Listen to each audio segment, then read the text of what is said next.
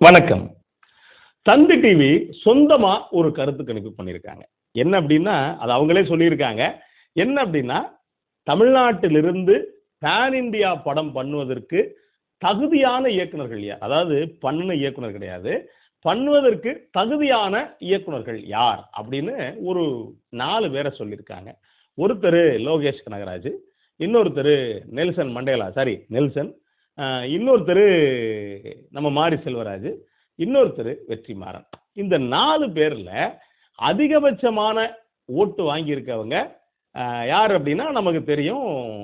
மிகச்சிறந்த இயக்குனர், மக்களுக்கான இயக்குனர், மக்களை பற்றி பேசக்கூடிய இயக்குனர், போதை அப்படின்னா என்னன்னே தெரியாத இயக்குனர், அந்த அளவுக்கு மக்கள் மொழியில படம் எடுக்கக்கூடிய அன்பு சகோதரர் லோகேஷ் கனகராஜ். அவர் வந்து 50 சில்லற மார்க் வாங்கியிருக்காரு. எவ்வளவுன்னு நீங்களே கூட பார்த்துக்குங்க. அதே மாதிரி அடுத்த இடத்துல நம்ம வெற்றிமாறனுக்கு சொல்லியிருக்காங்க. 27 புள்ளி சில்லற மார்க் வாங்கியிருக்காரு. 3வது இடத்துல நெல்சன் இருக்கார். அவரு எவ்வளவு வாங்கியிருக்காரு அப்படின்னா, ஏறத்தாழ ஒரு 14 புள்ளி சில்லற மார்க் வாங்கியிருக்காரு. மாரி செல்வராஜ் ஒரு 7 புள்ளி சில்லற மார்க் வாங்கியிருக்காரு. இது எங்க போய் கணிச்சாங்க, எங்க போய் எடுத்தாங்க, எதுக்காக இந்த வேலை பார்த்தாங்க அப்படின்னு தெரியல. பொதுவாவே இந்த கருத்து கணிப்புகள்ல நமக்கு எப்பவுமே உடன்பாடு இல்ல. 1. இன்னொன்னு, இந்த பேன் இண்டியா அப்படிங்கிற இந்த தரத்திலையும் நமக்கு உடன்பாடு இல்ல. இதுவே வந்துட்டு ஒரு வகையான வியாபார தந்திரம்.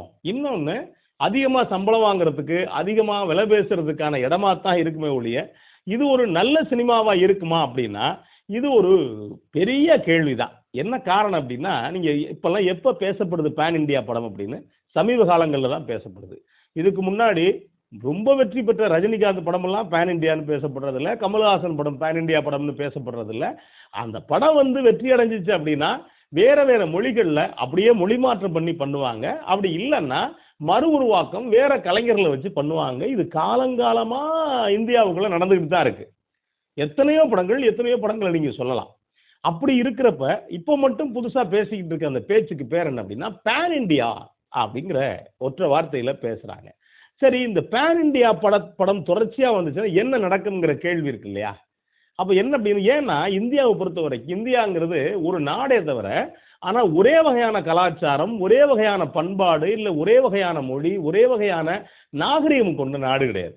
நீங்க இந்தியாவுக்குள்ளே பார்த்தீங்கன்னா, தமிழ்நாட்டுக்கும் கேரளாவுக்குமே எக்கச்சக்கமான வேறுபாடு இருக்கும். தமிழ்நாட்டுக்கும் ஆந்திராவுக்கு நிறைய வேறுபாடு இருக்கும். தமிழ்நாடுக்கும் கர்நாடகாவுக்கு நிறைய வேறுபாடு இருக்கும். இதெல்லாம் என்ன அப்படின்னா, இதெல்லாம் வந்துட்டு உன் சீரிழமை திறம்பெந்து செயல் மறந்து வாழ்த்துதுமே அப்படின்னு இருப்பாரு மனோன்மணியம் சுந்தரம் பிள்ளை. ஏன் அப்படின்னா, இந்த மொழிகள் எல்லாம் தமிழுடைய சகோதர மொழிகள் அப்படின்னு கூட சொல்லலாம். தாய்மொழின்னு சொன்னா ஒரு சில பேர் கோவிச்சுக்காங்கன்னு வச்சுக்கங்களேன். ஏன்னா, இந்த 4 மொழிக்கும் ஒரு பெரிய தொடர்பு உண்டு. துளுவுக்கும் ஒரு பெரிய தொடர்பு உண்டு. இந்த மொழி தொடர்புள்ள இந்த 4 மாநிலங்களுக்குமே நிறைய பண்பாட்டு ரீதியான வேறுபாடுகள், கலாச்சார ரீதியான வேறுபாடுகள் இருக்கு அப்படின்னு வச்சுக்கங்களேன். இதையும் தாண்டி நீங்க வடக்கு போனீங்க அப்படின்னா, அங்க வேற வேற வகையான பண்பாடு, வேற வேற வகையான கலாச்சாரம், உணவே வேற வகையான உணவு, எல்லாமே வேற வேற வகையில இருக்கும். ஆனா, இந்தியா அப்படிங்கிற ஒற்றை சொல்லால எல்லாரும் ஒண்ணா இணைகிறோம். அப்படி இருக்கிறப்ப, எந்த சினிமா நல்ல சினிமா அப்படின்னு கேட்டா, அந்தந்த மக்களுடைய பண்பாடுகள, அந்தந்த மக்களுடைய நாகரீகத்த, அந்தந்த மக்களுடைய கலாச்சாரத்த எந்த சினிமா சொல்லுதோ, அதுதான் நல்ல சினிமாவா இருக்க முடியும். தமிழ்நாட்டுக்குள்ளே பார்த்தீங்கன்னா, ஒவ்வொரு இடத்துக்கும் ஒரு பண்பாடு இருக்கும். ஒவ்வொரு சாதிக்கும் ஒரு பண்பாடு இருக்கும். ஒவ்வொரு மதத்துக்கும் ஒரு பண்பாடு இருக்கும். அப்படி இருக்கிறப்ப, நீங்க பிரத்யேகமா அதையெல்லாம் காட்டாம இருந்துச்சுன்னா, அது ஒரு நல்ல சினிமாவா? இல்ல அது ஒரு மக்களுக்கான சினிமாவா? அப்படிங்கிற இந்த கேள்வி நமக்குள்ள தொடர்ச்சியா இருந்துகிட்டே இருக்கும். ஒரு சினிமா அப்படிங்கிறது பொத்தாம் பொதுவா எடுக்கிறது வேற. ஆனா அதே நேரத்துல மக்கள்மயமான சினிமா அப்படிங்கிறது, அது மக்களுக்கான சினிமா அப்படிங்கிறது, அது முழுக்க முழுக்க அந்த பண்பாடு சார்ந்து, அந்த கலாச்சாரம் சார்ந்து, அதுல இருக்கக்கூடிய நியாயங்கள தர்க்க ரீதியா, அதுல இருக்கக்கூடிய நீங்க பிற்போக்கான தனங்களையும் காட்டலாம். அப்படி இருந்தா மட்டும்தான் அது மக்களுக்கான சினிமா அப்படின்னு பார்க்கப்படும். சரி, இதுக்குள்ள எந்த வகையில் லோகேஷ் கனகராஜ பத்தி இவங்க வந்து கணக்கெடுத்தாங்க அப்படின்னு நமக்கு தெரியல. இன்னொன்னு லோகேஷ் கனகராஜ் எப்ப கணக்கெடுத்திருக்காங்க அப்படிங்கிற ரொம்ப முக்கியமான விஷயம்.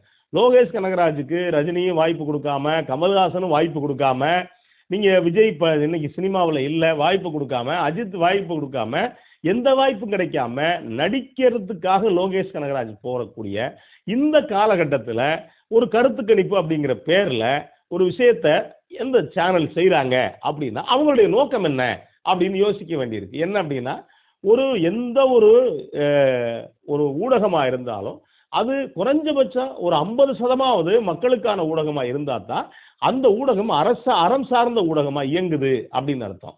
ஆனா கொஞ்சம் கூட யோசிக்காம இப்படி ஒரு பொத்தாம் பொதுவான ஒரு கருத்தை எடுத்து வச்சுக்கிட்டு, நல்ல வேளை வெற்றிமாறனை 2வது இடத்துக்கு கொண்டு வந்தாங்க. இல்லைன்னா நெல்சனுக்கு ஒரு 45 மார்க் போட்டு, வெற்றிமாறனுக்கு ஒரு 3 மார்க் போட்டு, மாரி செல்வராஜுக்கு ஒரு 1½ மார்க்க போட்டு அப்படி முடிச்சு விட்டாலும் விடுவாங்க. இப்படியெல்லாம் இருக்கிறதுக்குரிய காலமும் உண்டு.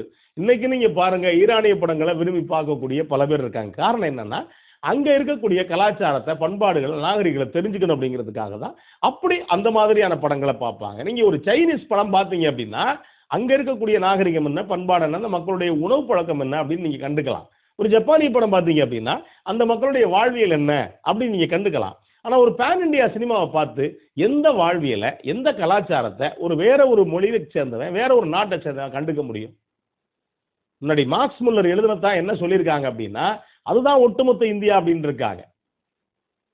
அப்பதான் வடமொழி தான், குறிப்பா சொல்ல போனா சமஸ்கிருதம் தான் இந்தியாவுடைய மொழி அப்படின்னு முடிவு பண்ணியிருக்காங்க.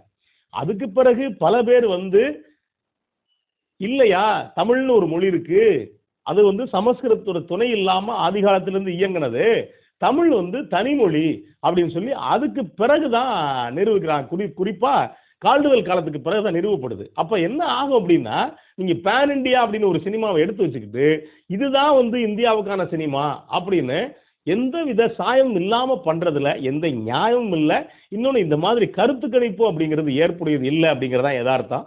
நன்றி, வணக்கம்.